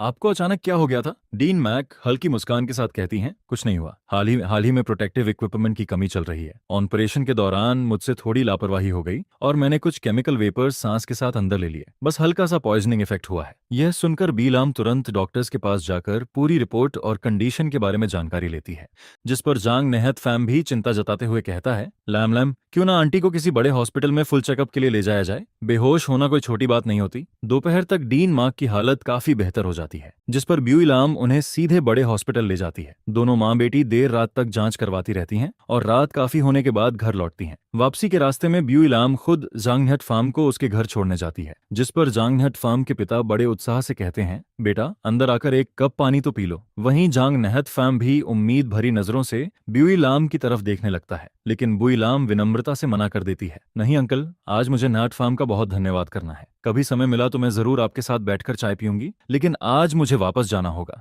यह सुनकर जांग नहत फैम अभी भी उसे रोकना चाहता है। तभी पीछे वाली सीट का विंडो धीरे धीरे नीचे आता है, जिस पर डीन मार्क मुस्कुराकर कहती हैं, आज काफी देर हो चुकी है, अगर अभी हम अंदर गए तो फैमिली को भी परेशानी होगी, किसी और दिन आराम से मिलेंगे। यह सुनते ही जांग नहत फैम जल्दी से अपने पिता का हाथ पकड़ लेता है। डैड, आज आंटी की तबीयत भी ठीक नहीं है, हम लोग अभी हॉस्पिटल से लौटे हैं, आज रहने दीजिए, अगली बार जरूर आएंगी। इसके बाद बुई लाम कार स्टार्ट करती है और सीधे बुई फैमिली एस्टेट की तरफ निकल जाती है। पीछे की सीट पर बैठी डीन मार्क अभी भी थोड़ा चक्कर महसूस कर रही होती हैं, जिस पर वह अचानक पूछती हैं, तुम इतनी देर बाहर रही तो अन्य थान ने घर पर खाना कैसे खाया होगा? जिसके जवाब में बुई लाम ठंडे स्वर में कहती है, उसके हाथ पैर सलामत हैं, भूखा होगा तो खुद ही कुछ ढूंढकर खा लिया होगा। यह सुनकर डीन मार्क अपनी बेटी को बेबसी से देखती हैं, तुम भी ना, अब तुम्हारी शादी हो चुकी है, इसलिए नाथ फैम के साथ थोड़ा डिस्टेंस मेंटेन किया करो। जिस पर बी लाम हल्का सा भौहें सिकोड़ती है। उसे ये बात पसंद नहीं आती, लेकिन फिर भी वह शांत आवाज में जवाब देती है, जी माँ, मुझे याद रहेगा। रात के ठीक 10 बजे बुई लाम आखिरकार थू न्यूएट पैविलियन लौटती है।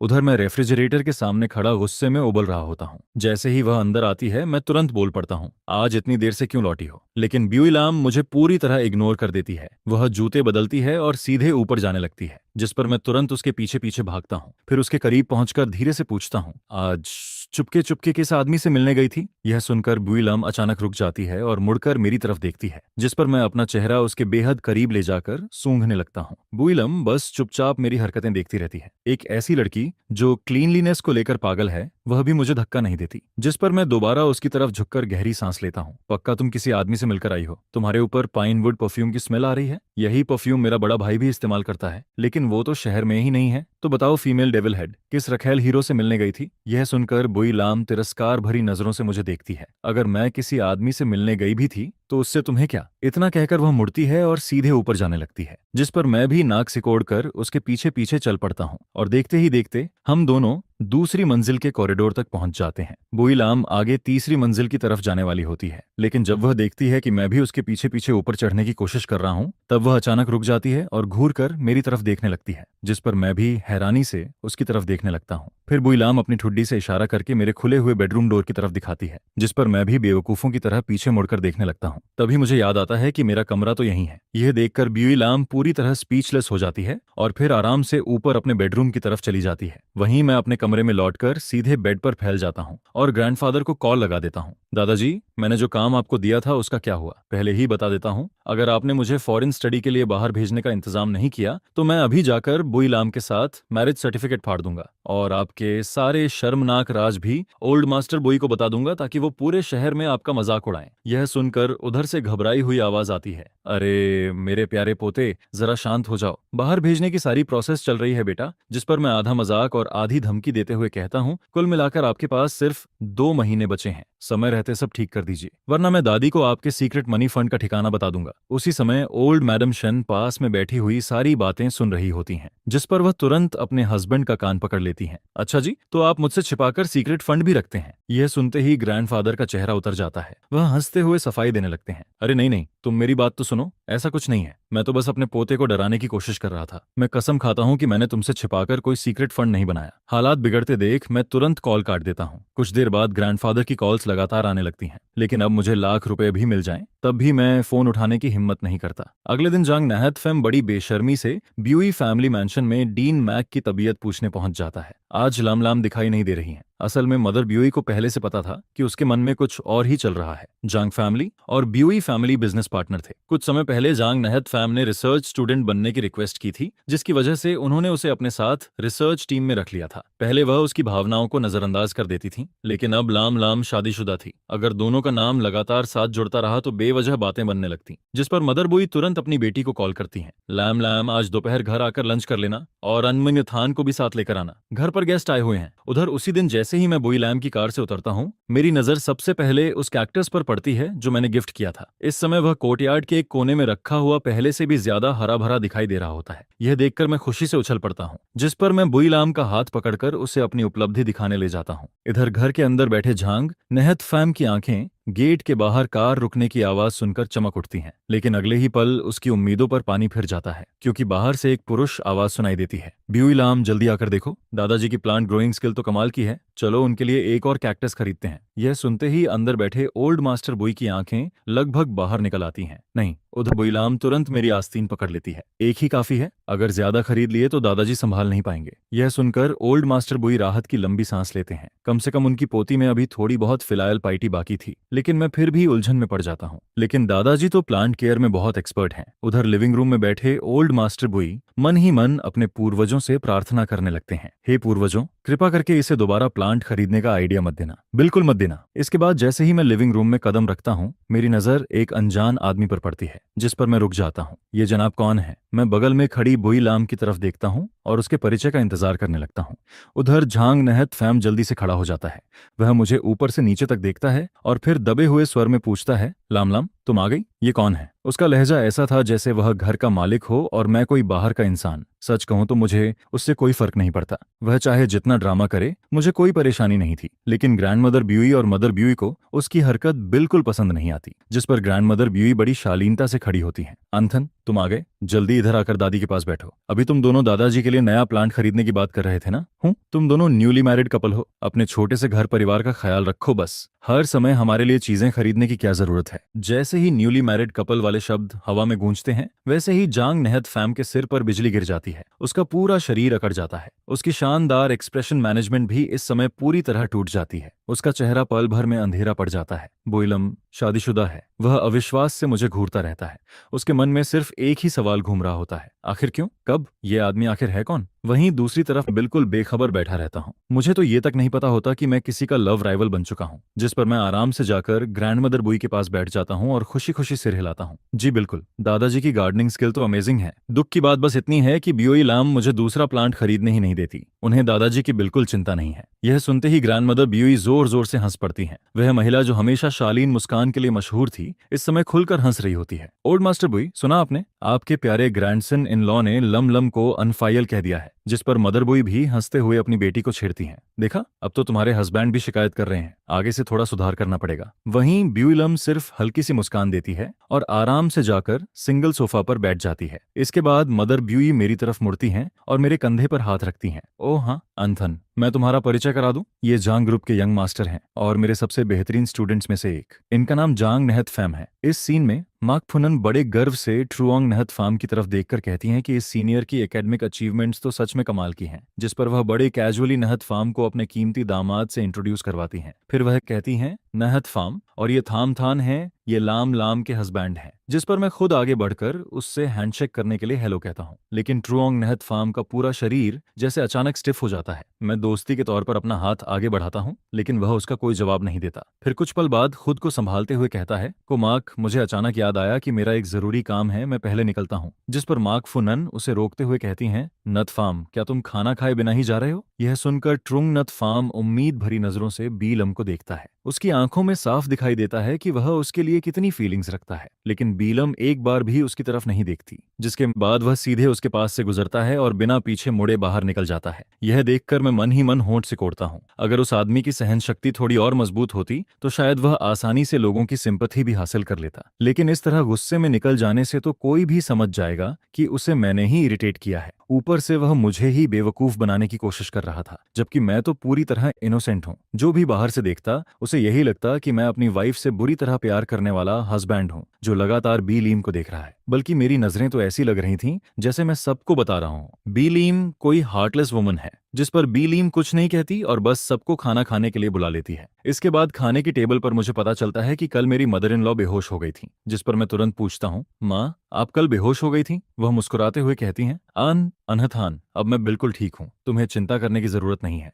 लेकिन मैं तुरंत मना कर देता हूँ, नहीं फिर भी ब्लड टेस्ट करवाना होगा, सीटी स्कैन भी करवाना होगा। माँ आप 1 मिनट रुकिए, मैं अभी अपनी माँ को फोन करके सब अरेंज करवाता हूँ। जिस पर वह फिर समझाने की कोशिश करती हैं, अनथान सच में मुझे कुछ नहीं हुआ, कल सारे टेस्ट्स हो चुके हैं। लेकिन यह सुनकर भी मुझे चैन नहीं पड़ता और मैं तुरंत अपनी माँ को फोन कर देता हूँ। इसके बाद दोपहर में मैं अपनी मदर इन लॉ को लेकर सीधा अपनी माँ के ऑफिस पहुंच जाता हूँ। दूसरी तरफ ट्रुओंग नहत फार्म पूरी तरह खोया हुआ अपने घर लौटता है। वह अब तक समझ नहीं पा रहा होता कि बी लीम ने अचानक शादी कैसे कर ली। जिस पर कोई हैरानी से कहता है, बी लीम शादी कर चुकी है? फिर दूसरा व्यक्ति बोलता है, लेकिन बी फैमिली और थाम फैमिली तो दुश्मन नहीं थे क्या? जिसके जवाब में कोई और कहता है, पहले भी लोगों ने कहा था कि दोनों फैमिलीज शादी के रिश्ते में जुड़ने वाली हैं, लेकिन किसी ने विश्वास नहीं किया था। इसके बाद वहां हंसी गूंजने लगती है, क्योंकि दोनों फैमिलीज कई दशकों से एक दूसरे के खिलाफ थीं। ऐसे में कोई कैसे मान ले कि वे एक मुस्कान के साथ सारी दुश्मनी खत्म कर देंगे और ऊपर से रिश्तेदार भी बन जाएंगे। फिर सीन बदलता है और मैं बी लीम के साथ थू न्यूएत ताई वापस लौट रहा होता हूँ। रास्ते में अचानक मैं बोल पड़ता हूँ, कल तुम्हारे शरीर पर जो पाइनवुड की खुशबू थी वह ट्रुओंग नहात फार्म की थी। मैंने पहचान लिया था। अब समझ आया कि आज उसकी आंखों में सिर्फ तुम ही क्यों दिखाई दे रही थी।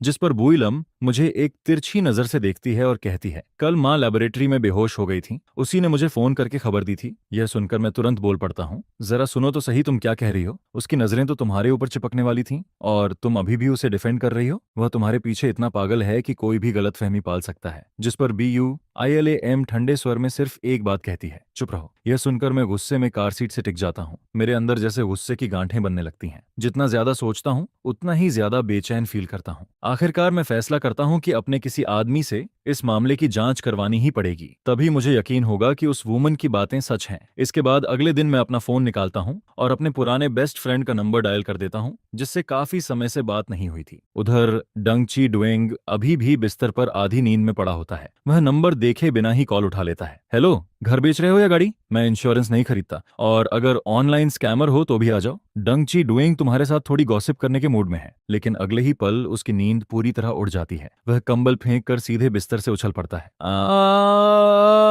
आमेंथन, तू वापस देश आ गया? जिस पर मैं जवाब देता हूँ, 1 महीने पहले ही लौट आया था, रुक मैं अभी आता हूँ। इसके बाद थोड़ी देर में हैंडसम, स्टाइलिश और हमेशा केयर फ्री रहने वाला डंग ची डुएंग मेरे सामने आकर बैठ जाता है। वह सामने रखी मेरी आइस्ड कॉफी उठाकर एक घूंट पी लेता है और पूछता है, मुझे क्यों बुलाया है? जिस पर मैं तुरंत कप वापस छीन लेता हूँ। फिर वह पूछता है, तू वापस देश क्यों आया? हम दोनों की दोस्ती 10 साल से भी ज्यादा पुरानी थी। जब मुझे फैमिली ने जबरदस्ती विदेश पढ़ने भेजा था तब सबसे ज्यादा विरोध करने वाला इंसान यही था। उस समय डंग ची डुएंग तो मेरे साथ विदेश जाने की जिद तक करने लगा था, लेकिन मैंने उसे जमकर डांट दिया था। ची डुओंग, तू बेवकूफ है क्या? एंट्रेंस एग्जाम तू 20 से ज्यादा बार फेल हो चुका है, अब स्ट्रगल करना बंद कर। यह सुनकर उसने तुरंत जवाब दिया था, मैं पढ़ते पढ़ते गंजा होने वाला हूँ और तू मुझे बेवकूफ बोल रहा है। इसके बाद वह देश में ही यूनिवर्सिटी चला गया, जबकि मुझे फैमिली ने अकेले विदेश भेज दिया। लेकिन जैसे ही मैं बाहर गया उसके कुछ समय बाद वह भी मेरे पास पहुंच गया। जब मैं वहां की लाइफ में पूरी तरह एडजस्ट हो गया और उसे भी माहौल की आदत हो गई, तब जाकर वह वापस देश लौटा। फिर वह मेरी तरफ देखकर पूछता है, तो बता क्या काम है? जिस पर मैं कहता हूँ, मुझे एक काम में तेरी मदद चाहिए। यह सुनकर वह तुरंत पूछता है, क्या ये काम बुइलाम से जुड़ा है? फिर वह ऐसे हंसता है जैसे कोई दुनिया का सबसे मजेदार जोक सुन लिया हो। अगर मामला बुइलाम का है और तू मेरी मदद मांग रहा है तो तू मुझे जरूरत से ज्यादा केपेबल समझ रहा है। मैं उसकी तरफ देखकर मुस्कुराता हूँ और कहता हूँ, अब मुझे तमथिए गिया ना हो थाम मत बुला। जिस पर वह हैरानी से पूछता है, तो फिर क्या बुलाऊं? मैं गर्व से जवाब देता हूँ, अब मुझे बी परिवार का सन इन लॉ कहकर। आखिर मैं उनका दामाद हूँ। यह सुनकर डंग ची डुएंग तुरंत बोल पड़ता है, तू सपने में भी बी परिवार का दामाद नहीं बन सकता। जिस पर मैं उसे ध्यान से देखता हूँ और कहता हूँ, अभी तो पूछ रहा था ना कि मैं वापस देश क्यों आया। फिर मैं उसके सामने कॉफी का कप रख देता हूँ, पहले एक घूंट पी ले, कहीं शौक से बेहोश ना हो जाए। जिस पर वह कॉफी का एक घूंट पीता है और उसी समय मैं कहता हूँ, मैं वापस शादी करने आया हूँ। यह सुनते ही डंग ची डुएंग के मुंह की कॉफी सीधे बाहर निकल जाती है और जमीन पर फैल जाती है। लेकिन मुझे लगता है कि यह अभी भी काफी नहीं है, इसलिए मैं उसके करीब जाकर धीरे से कहता हूँ, गैस कर मैंने किससे शादी की है? जिस पर डंग ची डुएंग आंखें फाड़कर मुझे देखने लगता है। फिर मैं उसके कान के पास झुककर एक नाम बोलता हूँ, बुइलाम। यह सुनते ही वह पूरी तरह पत्थर का बन जाता है, क्योंकि हाइथन में बुइलम किसी क्वीन से कम नहीं मानी जाती थी। बुइलम तो न जाने कितने लोगों की ड्रीम गॉडेस थी। ऊपर से हमारी फैमिली और बुई फैमिली तो सालों से दुश्मन थी।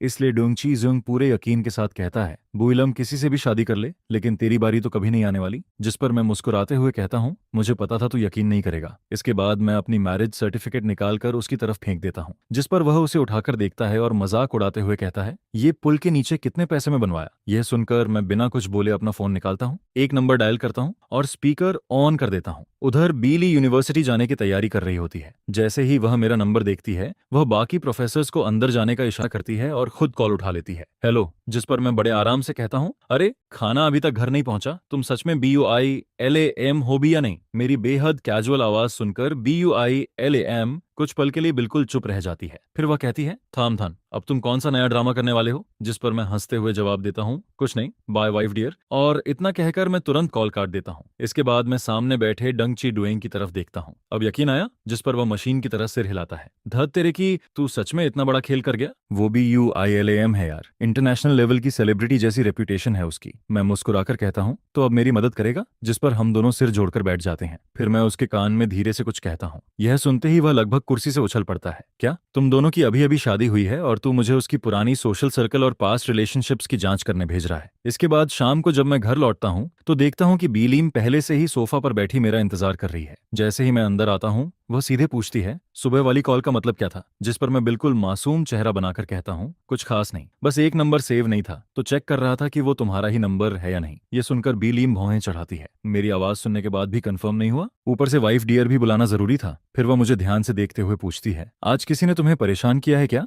मेरी आइडेंटिटी बोरो करके किसी को दिखाना चाहते थे। जिस पर मैं पानी का घूंट पीकर जवाब देता हूँ, क्या मैं तुम्हें इतना कमजोर दिखता हूँ कि कोई मुझे बली कर ले। बुइलम मुझे ऊपर से नीचे तक देखती है। हाँ। यह सुनकर मैं ठंडी सांस छोड़ता हूँ और उसके पीछे जाकर खड़ा हो जाता हूँ। फिर अपनी पुरानी आदत के मुताबिक थोड़ा झुककर उसकी तरफ सूंघता हूँ, क्योंकि पहले वाली बात को लेकर मेरे मन में अभी भी शक था, लेकिन इस बार मुझे कुछ भी अलग महसूस नहीं होता। जिस पर मैं वापस मुड़कर अपने कमरे में चला जाता हूँ। फिर शाम ढलने लगती है और मुझे भूख लगने लगती है। मैं बाहर निकलकर किचन की तरफ देखता हूँ, लेकिन BUILAM अभी तक खाना नहीं बना रही होती। जिस पर मैं वापस कमरे में लौट जाता हूँ। आधे घंटे बाद फिर बाहर आता हूँ, लेकिन हालत वही रहती है। फिर मैं वापस चला जाता हूँ। तीसरी बार बाहर निकलते ही मैं बोल पड़ता हूँ, बुइलाम खाना बना लो, मुझे भूख लग रही है। लेकिन वह सिर तक नहीं उठाती। इसके बजाय वह कहती है, सुबह वाली कॉल का मतलब साफ साफ बताओ, तभी खाना मिलेगा। यह सुनकर मैं हैरान रह जाता हूँ। तुम बीमार हो क्या। फिर मैं फ्रिज खोलता हूँ, एक खीरा उठाता हूँ और खाते हुए वापस चला जाता हूँ। आधे घंटे बाद आखिरकार मैं सोफा पर बैठ जाता हूँ और उस महिला का सामना करता हूँ जिसके हाथ में मेरे पेट की किस्मत होती है। मैं अपने बेस्ट फ्रेंड से मिला था। मैंने उसे बताया कि मेरी शादी तुमसे हुई है, लेकिन उसे यकीन नहीं हुआ, इसलिए मैंने तुम्हें कॉल किया था। जिस पर बीलीम धीमे स्वर में पूछती है, शेखी बघार रहे थे लगभग। फिर वह पूछती है, मुझसे शादी करके तुम इतने खुश हो। यह सुनकर मैं तुरंत जवाब देता हूँ, खुश बिल्कुल नहीं। अगर खुश नहीं होता तो भला शो ऑफ किस बात का करता। इसके बाद मैं हाथ फैलाकर कहता हूँ, जो सच था वो बता दिया, अब तुम्हें यकीन करना है या नहीं वो तुम्हारी मर्जी, लेकिन पहले ये बताओ खाना बनाओगी या नहीं। फिर मैं धमकी देता हूँ, अगर नहीं बनाया तो मैं ग्रैंडफादर से शिकायत कर दूंगा कि तुम मुझे भूखा रखती हो। उधर उसी दोपहर डंग ची डुएंग मेरी सोशल हिस्ट्री की जांच कर रहा होता है, खासकर मेरे पुराने रोमांस रूमर्स की। जिस पर बीलाम मुझे थोड़ी गिल्टी एक्सप्रेशन के साथ देखती है। उसे अभी अभी पता चला था कि डंग ची डुएंग मेरे कई साल पुराने बेस्ट फ्रेंड्स में से एक है। यह सुनकर मैं पूरी तरह चुप हो जाता हूँ, क्योंकि इस समय मेरी खामोशी ही मेरी आखिरी डिग्निटी होती है। फिर मैं धीरे से कहता हूँ, मुझे टोमेटो एग नूडल्स खाने हैं। जिस पर बीलीम जवाब देती है, आज रात पोटैटो स्टिर फ्राई बनेगा। मैं तुरंत मुंह बनाता हूँ, ठीक है तो जाओ और बना लो, या फिर चाहती हो कि मैं किचन उड़ाकर रख दूं। कुछ देर बाद खाने की टेबल पर सिर्फ आलू ही आलू दिखाई देते हैं। Diced potato, sliced potato, shredded potato, chunk potato. पूरा टेबल जैसे पोटैटो फेस्टिवल में बदल गया था। जिस पर मैं हंसते हुए कहता हूँ, ब्यूलाम तुम्हें डर नहीं लगता कि पोटैटो किंगडम वाले तुम्हारे खिलाफ रिवेंज लेने आ जाएंगे। वह बिल्कुल शांत स्वर में जवाब देती है, नहीं। असल में बीलीम बहुत कम किचन में जाती थी और जब भी जाती सिर्फ अपने लिए खाना बनाती थी। उसका रूटीन हमेशा फिक्स्ड रहता था, हर मूवमेंट एलिगेंट होता था। वह शायद ही कभी किसी आदमी के साथ एक टेबल पर बैठकर खाना खाती थी, लेकिन आज उसने पूरे टेबल पर पोटैटो फीस्ट सजा रखा था। उसे शायद लग रहा था कि मैं 2 कौर खाकर हार मान जाऊंगा, लेकिन अगले ही पल मैं पूरी स्पीड से खाना शुरू कर देता हूँ। वाह, ये खट्टा वाला कमाल है और ये स्पाइसी वाला तो गजब है। सीरियसली बीलाम तुम तो जीनियस निकली। जिस पर मैं बोल लेकर खड़ा हो जाता हूँ। बुइलम को लगता है कि मैं खाना खत्म करके जा रहा हूँ, लेकिन अगले ही पल मैं बोल उठाकर सीधे लिविंग रूम में चला जाता हूँ, टीवी चालू करता हूँ और खाते खाते देखने लगता हूँ।